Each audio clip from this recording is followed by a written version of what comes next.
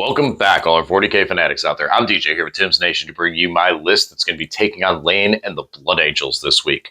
We're still playing World Eaters, but shifting it up a little bit. Run a little bit of different detachment here. We're going more over to World Eaters, where last week we ran the Demons. We ran the Demonkin, so closer to Demons.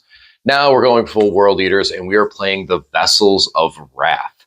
So a little bit of history on this detachment. So the Vessels of Wrath was the Grotmus detachment. Prior to that, we only had the Berserker Warband, which was the index detachment. Now, while there isn't a lot of data sheets with World Eaters, we know this. There's a lot of things to access into Chaos, but not some World Eater players like myself didn't really want to invest too much in the Chaos units, especially if we were going to see a codex that might have removed some Chaos units or added other ones to it.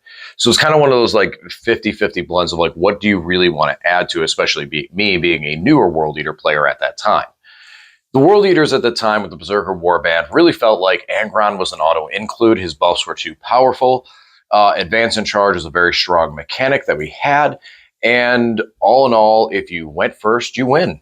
And so that was kind of a rough point, though, for World Eaters, because if you went second, you lost. So a lot of games were being decided in that initial dice roll. Now, I will say this. It's a very blanketed statement. Yes, obviously you could win going second, and there's times you'd lose going first. For the most part, the odds-on favor was when World Eaters went first, they were able to win, having such strong pushes across the board, being able to be so fast, and having things like Angron that just came back at full health. He could win and lose games in your list. In some games, it came down to the fact of Angron comes back and wins game. When the Vessels of Wrath came out in 2024 around Christmas time, this was the detachment that allowed you really to kind of get away from Angron and play into other turns with how the detachment functions. This detachment functions heavily off the blessings, with a good suite of stratagems, not overpowered, but a good stratagems, decent enhancements to be able to use, and all in all just gives you a lot of coverage for what a combat army would want to see. But on top of it, because it gave so much reliability behind the blessings, you could run detachments without Angron and have just as much strength, if not stronger, because now you had more reliable sources. Angron, in a lot of aspects, you were saying, okay, well, if he comes back, I win. But if he doesn't, then you lose. So not having to base it on something that really was a feels bad in a sense, because your opponent could be playing a great game and have a great fight into you, and just because you happen to roll 3 6s on your blessings, Angron comes back and you win. Yeah, it leads to some feels bad moments, especially for the World Eaters. What Vessels of Wrath does is after you roll the blessings. Now, this shifted up a bit from the original detachment, and in some ways, it's not as powerful, but I feel like the power drop is not as massive as it may seem. In the original blessings, we had access to Advance and Charge, as well as Feel No Pain. Now, losing the Feel No Pain is a big one, and that hurts everything in World Eaters across the board, not being able to have that extra layer of defense. But the big one was the Advance and Charge. However, all the units' move characteristics in the entire codex went up. So there are times where you roll an advance roll and you roll a 1 or a 2. Now, you're not really worried about that. You already just got a low advance roll, but you have that extra move across the board for everything. You know, Berserkers went up to 8 inches, 8 Bounder at 10 inches, etc. So with Vessels of Wrath, we get to roll our blessings, which is our 8 dice, and then we pick off the chart what 2 abilities we want to spend those dice on. But then we can select 3 Vessels of Wrath, 3 units in our army, basically 3 champions, technically. So you select a champion or character that is not an epic hero. So Demon Princes count because they're characters, and then you have all your champions that are leading different squads, like an Exalted 8-bound champion, or a Berserker champion. When you select that model, that unit then gains all 3 of those units, because we're playing a 2,000-point game, all 3 of those units get an additional blessing that you pick. So you've already rolled and decided what you want. Now you can pick a 3rd one for those 3 units to have.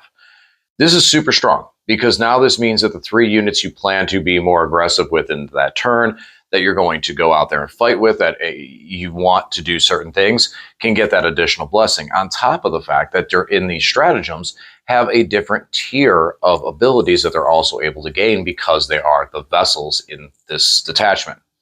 Now, a lot of times, now one of the things is on the 6 for the blessings, you get devastating wounds into infantry units. I'm just going to say that you gain dev wounds throughout the course of this video, but just a reminder, the devastating wounds you get off blessing is only usable into infantry units. You can't use it into monsters and vehicles, but they can still be strong. Sustained, lethal, and that 6-inch pile and consolidate, which I think is a sleeper that really is very, very valuable to be able to get that extra boost to your move. You can end up tagging other units and bring them into combat with that. So there's a lot of good things that, depending on it, and because you have so much control over the blessings, you're able to power your list through it. So I like the Vessels a lot. I think Vessels is very strong. I think Vessels is a very good tech piece build army. I have a lot to work on for it, but again, this is a time where I'm trying to work on the World Eaters a little more and do some painting. So I'm that's one of the reasons I want to run them a little more, because I've been doing some work with them, been doing a lot of work with them. And yeah, so we're going to give Vessels a try here today. And let's take a look at the list and what we're going to be bringing. All right, here it is, 2,000 points, Vessels of Wrath on the button. So Vessels of Wrath, like I mentioned, I get an additional blessing for 3 units that I get to pick after rolling my blessings for the army. So that's it. That's what this army does. Now, what I'm bringing. So we still got our 2 Forge Friends, the Forge Fiends back here, complete with ectoplasmic cannons. These are a very strong shooting threat. I don't know if there's a time and a place that I really don't want to run these guys. They're just very, very powerful at what they do. D3 shots blast with rapid fire D3. I'm sorry, rapid fire 1. With rapid fire 1, and then full rerolls to hit with an 18, which is also their rapid fire range. These guys are very, very strong. Strength 10, AP 3 damage. 5 up invulnerable save because they are demonic.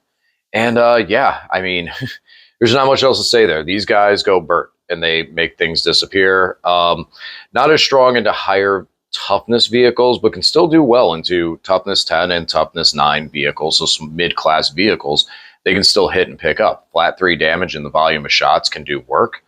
But their biggest thing is going into infantry with that blast. They can just clear entire squads. So, yep, we still got our 2 Forge Fiends in here today. Moving on, we have a Demon Prince on foot, sporting our WWE title for this matchup. The Demon Prince on foot, I'm giving an enhancement to give him +1 AP. Now, if he is the Vessel, he also gets +1 damage. So being able to take him up to 4 damage on his strikes is pretty nice and can do well into vehicle targets, which I don't have a lot of answers into. So he'll be able to do that. Otherwise, this guy is going to be helping me with the CP reduction. Since he has the aura effect that any stratagem used within range of him, I can reduce the CP by 1. I believe it's a 12-inch aura. He also has Lone Op when he's within range of infantry models. We got a good amount of infantry models for him to be in range of here today. World Eater infantry models specifically. One of the reasons I didn't like him as much with demons is because it doesn't count for the Blood Legion, but we have all World Eater infantry in this list today. On top of that, he smacks. He just smacks. So he's a nice, good, strong, threatening piece. Very good target for the Vessel, and a lot of good stratagems that I can put onto him, such as -1 to wound. The strat is -1 to wound if the strength of the weapon is higher than their toughness. But if he's the Vessel, I can just go -1 to wound entirely. So very, very strong on him. Looking to see some good things out of him today. Staying on the Demon Princes, we're also bringing a Winged Demon Prince. This guy's got a 14-inch move, and his enhancement is going to let him move through walls. So he can constantly be a threat from many places on the table, especially with access into things that look blessings, such as reroll charges. Yeah, that's basically it. He smacks. He doesn't have the boosted damage, so his straight hits are only going to be 3 damage, and his sweep is only 1 damage. But you still have this Demon Prince that's able to move 14 inches. If it moves over a unit, do some extra little mortal wounds, which is always nice to have little extra mortal wound aspects. and then just smack into things. Even vehicles that he does smack into, he's still going to be able to hit very hard with 3 damage, and just be able to pick up some of those tougher targets that some of my other things might struggle into with a lower strength characteristic. He's going to be able to do it and be constantly able to threaten from any area on the field with a 14-inch move and being able to move through walls. So we'll bring a Winged Demon Prince here today, and we'll see how he does. I've had success with him out of vessels in the past, so I got high hopes for him again today. Moving on, we'll go and do Jackals.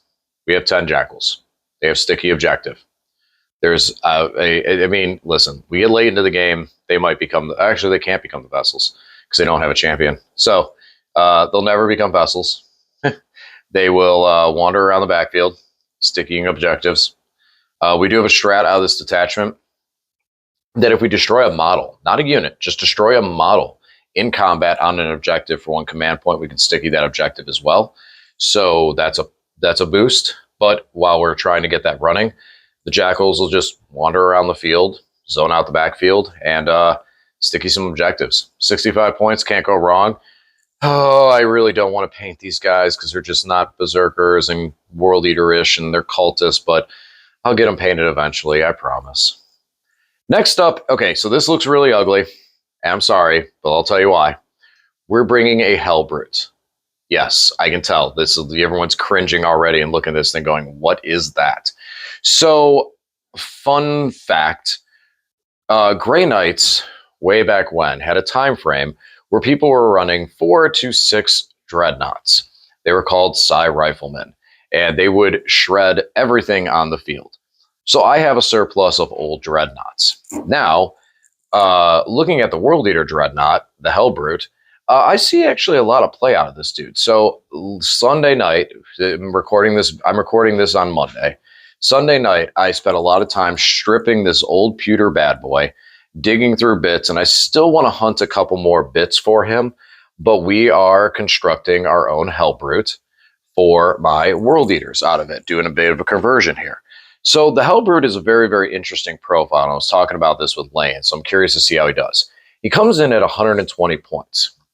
His ability is if you shoot at him, if the opponent, in the opponent's shooting phase, or in any fight phase, when he gets smacked, targeted by attack, not just targeted, he can then fight back or shoot back.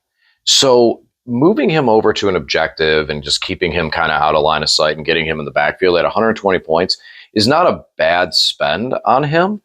And then if you shoot at him with something, you go, okay, we're just going to try and do a little damage to this toughness 9, 8 wound, 2-up save model, and you don't kill him, he could shoot you back.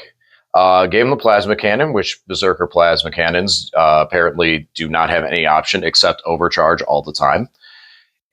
But he does get D3 rapid fire when he's within 18 inches because 36-inch range. So he could shoot back pretty hard. Hitting on 4s, yes, but still shoot back pretty hard. And then in combat, if you hit him, he can hit you again. I gave him the power scourge, so we're looking at 10 attack, strength 7, AP 1, 2 damage, because I want him to be able to clear things that go at objectives. I think that's a good place to go, plus the squibbly arm looks really cool. But I did actually have a reason for the power scourge. I like the volume of attacks that we can bring off this. Now, he is a vehicle, so he'll never be able to gain the Vessels of Wrath ability, but he can gain some of the other the blessings because he is a World Eater's unit. On top of all that, he has a 9-inch move base, so he's a quick little guy. And yeah, I need to get some primer. I just got them put together. I still want to search through some bits and see if there's any other cool things I want to put on him before I actually prime him. So he's still on the project table, but that is one of the projects working on is getting a Hellbrute for our World Eaters. Next up is a big, big chunk of our army. We have 2 10-mans of Berserkers, fully kitted out, in a Rhino. One will be led by Karn the Betrayer, the other, the Master of Execution. And real quick, I'll show flash in here. I have been working the Master of Execution up a little bit since our last matchup where he did a lot of good work. We did some work to him. He's real bright, colorful. Looking forward to playing him, getting him on the table some more here. So got our nice little Master of Executions. So I did give the MOE a enhancement because I have 15 points left over. So if he dies, I can fight on death on a 2-up. We'll see if that comes into a play or if I remember about it. But yeah, actually, no, I'm sorry. I didn't give that to him. I gave it to the Slaughterbound. Never mind. Ignore me. He does not have an enhancement. But yeah, so these guys, first of all, Karn, got to get him in a Rhino because Karn wants to, he'll betray his dudes. He'll start killing his own guys. But if he's not on the table, that's not going to happen. Cool. So we'll put him in a Rhino and save our dudes. The Rhinos give us a lot of extra accessibility, plus an additional 3 inches when they disembark. So with that 8-inch move, really means that they're able to charge. Now with vessels, we are able to select a unit that is in a transport. So that's going to be very good for this army and some of the army selection, making sure that we're able to still get these guys as vessels when they pop out. So that'll be very helpful. And otherwise, Berserkers, they can hit like trucks. Now, they're only going to be strength 4 because we don't have any of the buffs, but we will have all the crazy blessings that they'll be able to have access to, where we could actually get into a combat where they have sustained, lethal, and devastating wounds on all their weapons on the charge, going into a squad of infantry for the dev wounds, or give them full rerolls to charge. Just a lot of value off the Berserkers to be able to go out there, hit units, get out of the Rhino, hit units of high value, and damage them and remove them. So there's that. Karn himself is just an absolute monster, giving reroll 1s to hit and to wound to his unit, as well as the fact that when he dies on a 2-up, he stands back up. So much value out of him that even if his unit goes down, he can still return to the fray and be a huge, huge threat across the game. And last, but surely not least, we are taking a 6-man squad of the 8-bound, led by a Slaughterbound. And here is where our fight on death is going to go, because the Slaughterbound hits harder. So, Slaughterbound acts as an apothecary. He can heal and put a 8-bound back into the squad. He also can go +3 attacks and dev wounds, standard dev wounds, once per game. The big factor is out of vessels. This unit will probably be a vessel until they're gone. As I mentioned, there is a 1 command point strat that can give them -1 to wound to when they're getting hit. This is going to be big to keeping these guys alive since they don't feel no pain, and can really offset the sense of them getting taken down. Also, while they're a vessel, there's another 1 command point strat that lets them blood surge. So, and since they'll be the vessel, they would get to re-roll that blood surge. So if you're too close, you shoot at them, and we destroy 1 dude. We can then blood surge, move into you, and now we're in combat with you again and shut down shooting. So there's a lot of really interesting threats that these guys can pull that I'm looking forward to and hopefully seeing. Not having to feel no pain on these guys, you always feel it. You feel it anymore with it. But they do have a 6-inch scout, so we're going to be able to get them in a better position to start the game and just kind of hang out and threaten the field so our opponent gives us a target that we really want to hit and go at it. I think that's it. That's the list. So the good news is we're playing into Blood Angels, which means they want to do the same thing we want to do, so it's going to get bloody. A lot of fighting, a lot of combat. We'll be able to get really in close range with each other and don't have to worry about trying to tiptoe around terrain and dance around and dodge shooting attacks. But it will be, though as well, they will be hitting us just as hard as we hit them. So we got to make sure that we really try to hit them on our terms. We don't have a fight first. We do have access to fight on death. And then as well, a suite of stratagems that come in different situations that we can utilize to really be able to still keep the flow going. It's a very small army, very specialized in aspects. We do have the Berserkers that can only be taken as 10-man. So we're spending a lot of points into them just to get them functioning with the Rhino and everything else. But the Rhinos are able to then go off and do secondaries and such. And the Rhinos also have a neat little ability that if you end your move within 9 of them, then the unit inside could disembark. So it could put a big threat on the table of being able to go, all right, these Berserkers are now going to hang out on the other side of this wall.